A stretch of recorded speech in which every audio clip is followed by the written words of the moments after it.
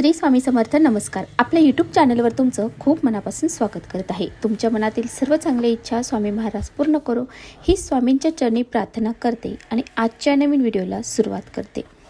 उद्या वार आहे मंगळवार, दिनांक आहे 5 मे 2026 आणि या दिवशी आलेली आहे संकष्टी चतुर्थी. या चतुर्थीला अंगारकी संकष्टी चतुर्थी असं म्हटलं जातं. ज्यावेळेस मंगळवारच्या दिवशी अंगारक योग तयार होतो आणि त्या दिवशी संकष्टी चतुर्थी येते, तिला अंगारकी संकष्टी चतुर्थी असं म्हटलं जातं. अंगारकी चतुर्थी ही वर्षातून 2 वेळा किंवा 3 वेळा येत असते.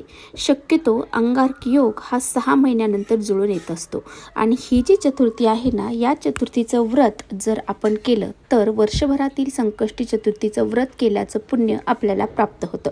इतकं महत्त्व या चतुर्थीला दिलं जातं. गणपती बाप्पांना समर्पित असणारी ही चतुर्थी खूप महत्त्वाची मानली जाते. त्यामुळे या दिवशी आपण जर काही प्रभावी उपाय केले, काही सेवा केल्या तर त्याचे पुण्य फळ देखील आपल्याला खूप 1000 पटीने प्राप्त होते. कारण या दिवशी गणेश तत्व जे आहे तर ते पृथ्वी तलावरती जागृत अवस्थेमध्ये असतात आणि ज्यावेळेस आपण काही सेवा करतो, उपाय करतो, काही पूजा करतो तर त्याचं फळ देखील आपल्याला तितक्याच पटीने प्राप्त होत असते. त्यामुळे या दिवशी तुम्हाला भरपूर अशा सेवा, उपाय आणि पूजा ह्या करायच्या आहेत, जेणेकरून आपल्या जीवनामध्ये जे काही दुःख आहे ते दूर होऊन जाईल आणि आपली प्रगती व्हायला सुरुवात होईल. असाच एक उपाय मी तुम्हाला आज सांगणार आहे. हा उपाय तुमच्या इच्छापूर्ती करण्यासाठी आहे. 7 पिढ्यांचं दारिद्र्य तुमचं नष्ट होऊन जाईल. तर आजच्या व्हिडिओमध्ये जो उपाय तुम्हाला सांगणार आहे तर सकाळीच आपल्याला घरामध्ये या झाडाचं एक पान घेऊन यायचं आहे. तुम्ही उपवास नाही केला तरीही चालेल, परंतु सकाळीच घरामध्ये आणा या झाडाचं एक पान. 7 पिढ्यांचं दारिद्र्य नष्ट होईल. कितीही कठीण इच्छा असेल तर ती पूर्ण होईल. इतका हा प्रभावी उपाय आहे. हा उपाय कसा करायचा आहे, कोणतं पान आपल्याला घरामध्ये घेऊन यायचं आहे आणि त्याचं काय करायचं आहे याबद्दलची संपूर्ण माहिती आजच्या व्हिडिओत आपण जाणून घेणार आहोत. त्यामुळे तुम्ही पुढे व्हिडिओ स्किप न करता शेवटपर्यंत नक्की बघा, जेणेकरून तुमच्यापर्यंत योग्य ती माहिती पोहोचेल. आपल्या चॅनेलवर नवीन असाल तर चॅनेलला लगेच सबस्क्राईब करा आणि असेच नवनवीन माहितीपूर्ण व्हिडिओ पाहण्यासाठी बेल आयकॉनला प्रेस करा, म्हणजे मी जेव्हा कधी नवीन व्हिडिओ अपलोड करेन त्याचं नोटिफिकेशन सर्वात अगोदर तुम्हाला भेटेल आणि तुम्ही एकही व्हिडिओ मिस करणार नाही.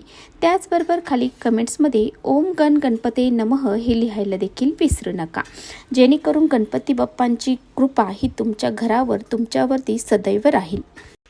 अंगारकी संकष्टी चतुर्थी ही गणपती बाप्पांना समर्पित आहे. त्यामुळे तुम्हाला या दिवशी व्रत करायचं आहे. त्याचबरोबर तुम्हाला काही सेवा, पूजा, उपाय देखील करायचे आहेत आणि एवढंच करून तुम्हाला जमणार नाही तर तुम्हाला संध्याकाळी चंद्रदेवांची पूजा देखील करायची आहे.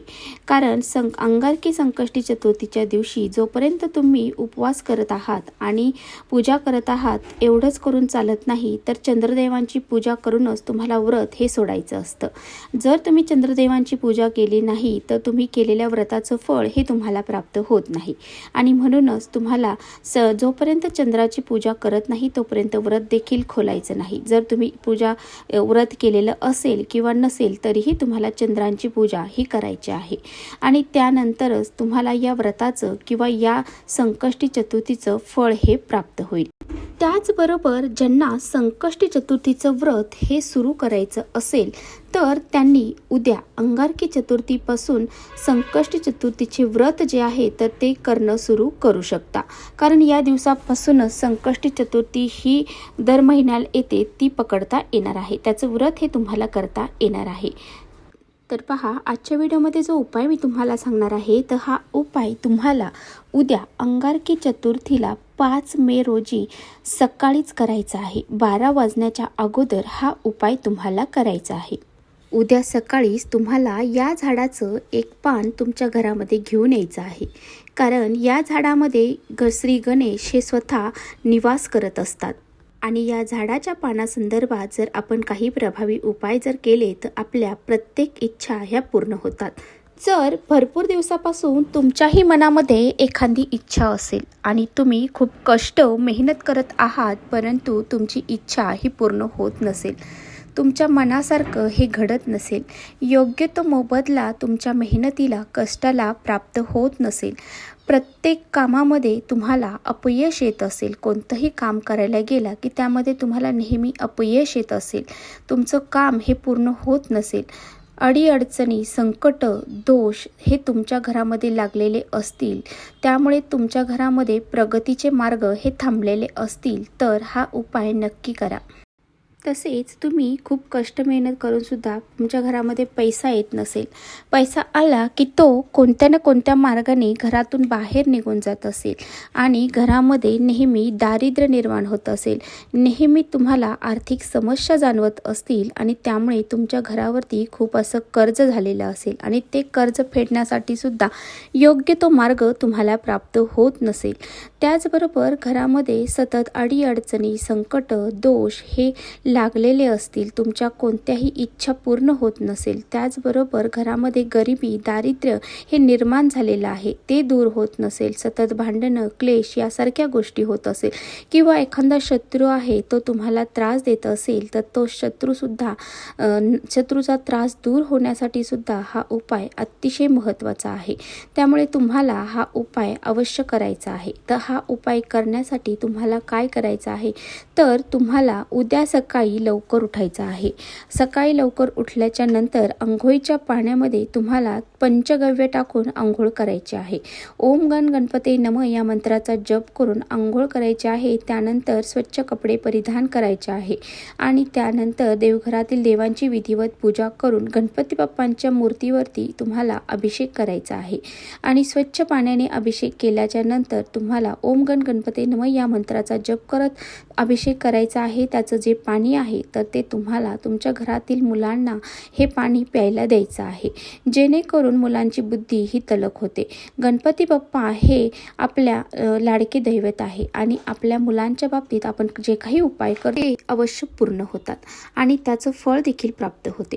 त्यामुळे अशा पद्धतीने मुलांना ते प्यायला द्यायचं आहे. त्यानंतर गणपती बाप्पांची विधिवत पूजा करायची आहे. गणपती बाप्पांना 21 दुर्वा त्याचबरोबर लाल जास्वंदाचं फूल अर्पण करायचं आहे. गुळ खोबऱ्याचा नैवेद्य दाखवायचा आहे. धूप अगरबत्ती लावून त्या वातावरण अगदी सुगंधित करायचं आहे आणि त्यानंतरच तुम्हाला हा उपाय करायचा आहे.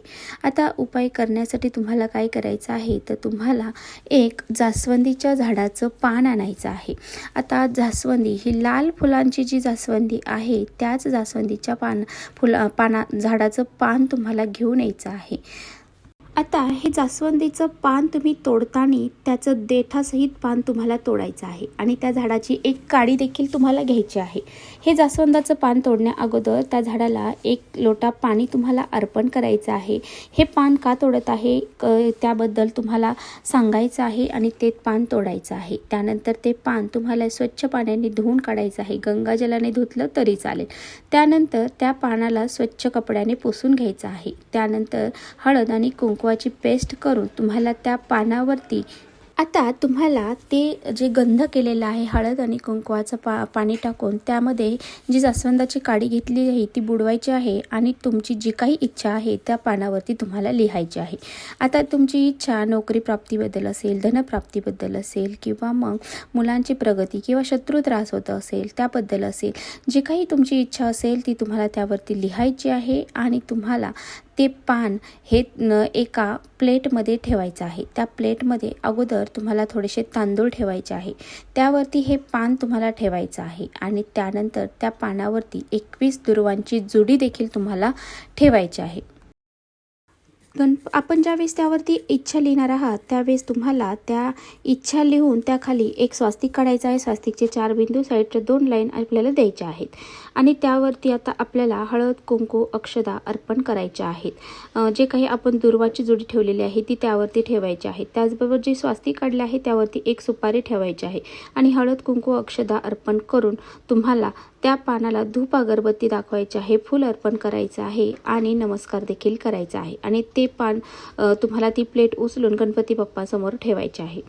यानंतर तुम्हाला काय करायचं आहे, त्या सुपारीला हळद, कुंकू, अक्षदा, फूल अर्पण करायचं आहे. एक जास्वंदाचं लाल कलरचं फूल देखील ठेवायचं आहे आणि 21 तांदूळ तुम्हाला तुमच्या हातामध्ये घ्यायचे. त्यामध्ये हळद, कुंकू मिक्स करायचे आणि ते 21 तांदूळ तुम्हाला तुमच्या हातामध्ये घ्यायचे आहेत आणि त्यानंतर 21 वेळा ओम गण गणपते नम या मंत्राचा जप करायचा आहे आणि ते तांदूळ तुम्हाला त्या सुपारीवरती टाकायचे आहेत। सुपारी ही साक्षात गणपतीचं प्रतीक मानलं जातं, त्यामुळे त्यावरती तुम्हाला ह्या अक्षदा अर्पण करायच्या आहेत।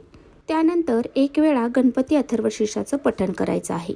गणपती संकटनाशक स्तोत्र एक वेळा तुम्हाला म्हणायचं आहे आणि 108 वेळा ओम गण गणपते नमः या मंत्राचा जप करायचा आहे आणि त्यानंतर दोन्ही हात जोडून तुम्ही जी काही इच्छा पानावरती लिहिलेली आहे ती पूर्ण होण्यासाठी गणपती बाप्पांना प्रार्थना करायची आहे। अशा पद्धतीने हा प्रभावी उपाय तुम्हाला करायचा आहे। आता तुम्हाला ते पान दिवसभर तिथेच ठेवायचं आहे। गणपती बाप्पांसमोर एक अखंड दिवा तुम्हाला प्रज्वलित ठेवायचा आहे, तो दिवसभर रात्रभर चालेल असा। आणि त्यानंतर तुम्हाला ते पान संध्याकाळी 4 वाजता काय करायचं, ते एक पान, त्यावरती असणारी सुपारी, त्याचबरोबर ज्या दुर्वा आहेत आणि अखंड तांदूळ आपण टाकलेले आहेत आणि एक फूल ते घ्यायचं आहे। त्याला एका धाग्याने तुम्हाला बांधायचं आहे आणि हे सर्व घेऊन तुम्हाला गणपती बाप्पाच्या मंदिरात जायचं आहे। तिथे गेल्याच्या नंतर गणपती बाप्पांना तुम्हाला हे पान जे आहे ते अर्पण करायचं आहे आणि तुम्हाला तिथे जाताना गुळ खोबऱ्याचा नैवेद्य देखील घेऊन जायचं आहे आणि हळद कुंकू अक्षदा देखील गणपती बाप्पांना अर्पण करायचे आहे। दोन्ही हात जोडून तुमचे जे काही इच्छा आहे पानावर लिहिलेली ती तुम्हाला व्यक्त करायची आहे, ती पूर्ण होण्यासाठी गणपती बाप्पांना प्रार्थना करायची आहे। अशा पद्धतीने हे पान तुम्हाला गणपती बाप्पांच्या चरणी अर्पण करून तुमची इच्छा व्यक्त करून अशा पद्धतीने हा उपाय करायचा आहे आणि त्यानंतर तुम्ही घरी येऊ शकता। तर अशा पद्धतीने हा उपाय उद्या संकष्टी अंगारकी संकष्टी चतुर्थी आहे आणि तुम्ही हा उपाय नक्की करा। कोणताही उपाय तुम्ही नाही केला तरी चालेल, परंतु हा एक उपाय तुमच्या सर्व इच्छा पूर्ण करणारा उपाय आहे। हा एक उपाय तुम्ही उपवास नाही केला तरी सुद्धा चालेल, पण हा एक उपाय नक्की करा। हा उपाय केल्यामुळे तुमच्या जीवनातील जे काही दुःख अडचणी संकट आहेत ते दूर होऊन जातील। तर अशा पद्धतीने हा एक उपाय नक्की करा। तर चला इथेच थांबवते। माझा व्हिडिओ आवडला असेल तर नक्की लाईक करा, चॅनलवर नवीन असाल तर चॅनलला सबस्क्राईब करा। परत भेटूया अशाच छानशा व्हिडिओसोबत। तोपर्यंत श्री स्वामी समर्थ।